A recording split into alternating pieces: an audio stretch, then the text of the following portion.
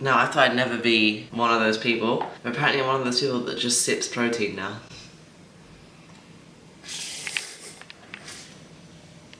A bit thick. I finally found a vegan protein that isn't frothy, or too frothy, or disgusting.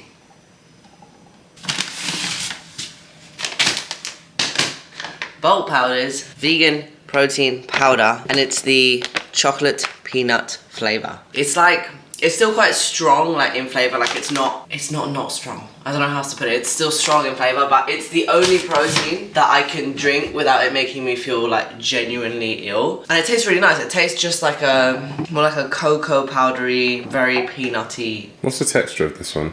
It's not like earthy in your mouth. It's like smooth and like it's easier to swallow, because a lot of the vegan protein powders like really like earthy and like kind of stick in the back of your throat. But this is smooth. But even from bulk, you had one that was like the banana one was too much. The banana one was too much. Should say that I did try some from Huel that I actually did like, but Huel is like £1,000 for a bag of protein, so just try it. Huel, just try it. When you get a chance, just try it. That's all I'm gonna say. Just try it. And I think once you try it, just try it. Bulk powders, just try it. Just try it.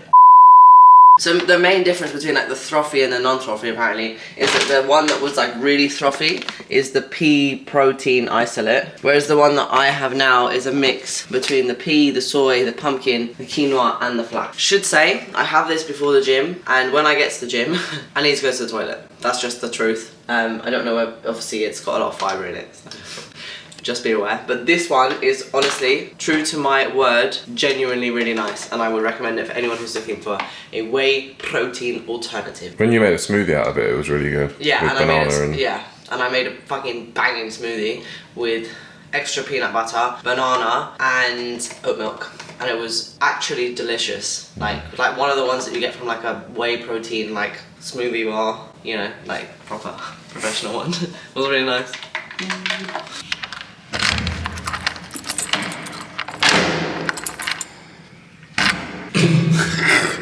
Hello. I got thirsty. Does anyone else play that game where like if it goes dark and the lights come back on, you have to put a really funny face? I'm hoping it's gonna happen.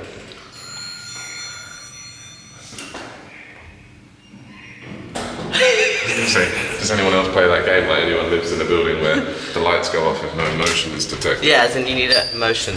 Yeah, all you need to do is get yourselves a motion detecting light.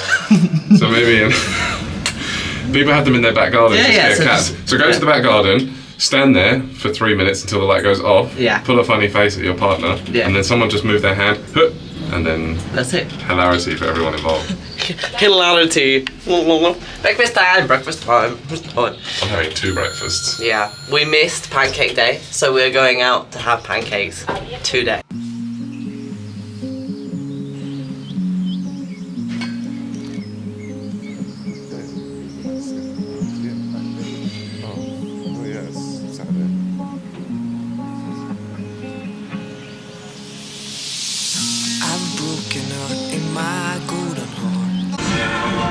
This place is like famous on like Instagram or TikTok or whatever. They have these pancakes. I'll put like a picture here where they put like a ball of chocolate on top and you pour like a sauce and like melt all of that. Morning gives more risk. It's too far. I felt like you were my home. Finally, I'm not alone. Dragonflies dancing in the air. Mama told me you have to. 19 Linda McCartney. If I could spit it. What the fuck is that? It's Linda McCartney sausage. That is not a sausage. It's a Linda McCartney sausage. When I bit into it, is this time lapse? No. When I bit into it, I was like, oh, texture. A little bit sausagey. And it's stuck to the back of my throat. Like sludge.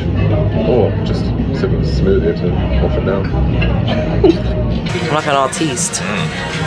Steven Spielberg's. What's that the other day?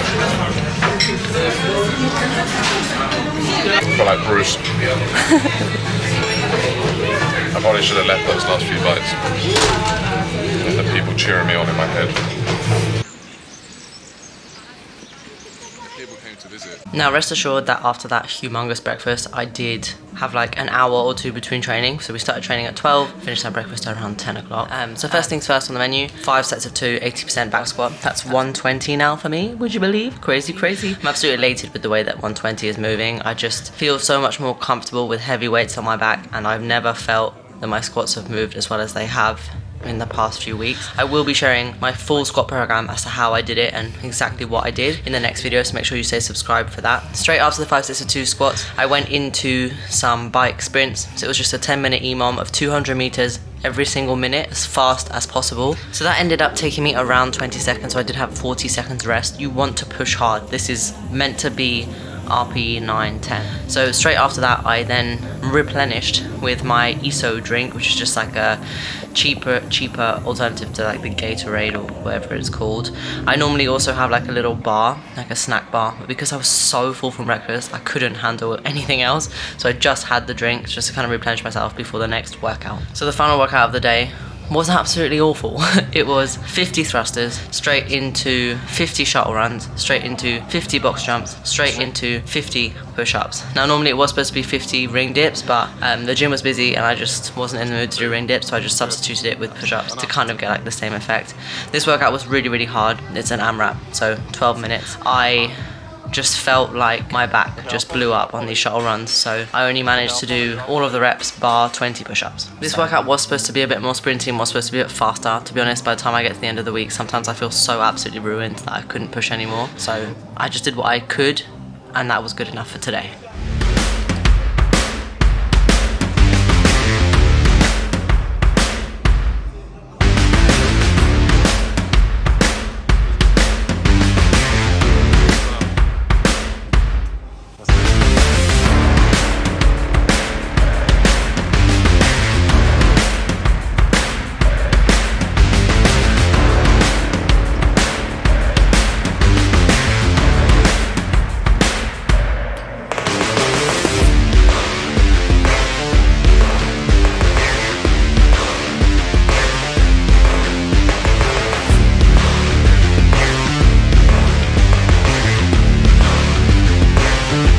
Now at the end of pretty much every single session, I'll do just like a bit of bodybuilding like type training. So just some adductor planks followed by some windmills, which by the way are some of the best exercises I've ever done for my core. They just fire me up in all of the right places. And then finally some pal-off press. Just to make sure that we keep building all of those little muscles along with the big ones that we focus on every single day.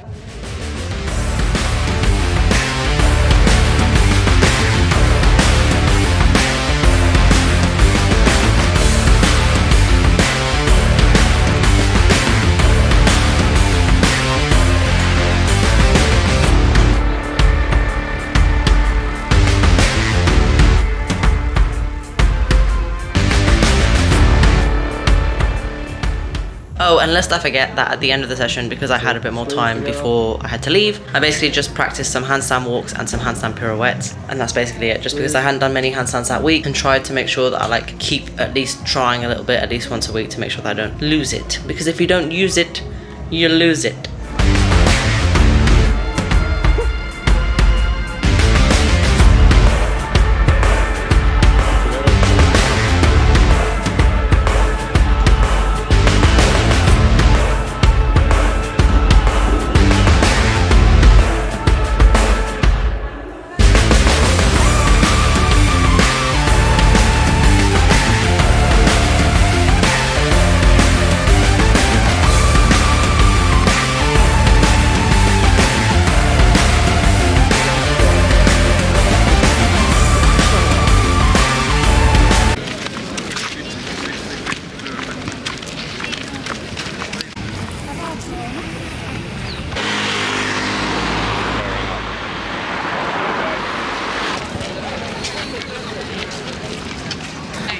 So I've come to the beach post training. I've got like a sore throat from like where I push so hard. Does anybody else get that? Like you go really, really hard and like feel like it's like really tough, and then your throat is just like really sore. So yeah, just gonna chill out and just might go in, but I don't know. You love it, don't you? When you've got an accessory, you can't help but I can't help but play with it. You're like, oh, am I taking them off? Oh, am I keeping them on? Oh, who knows?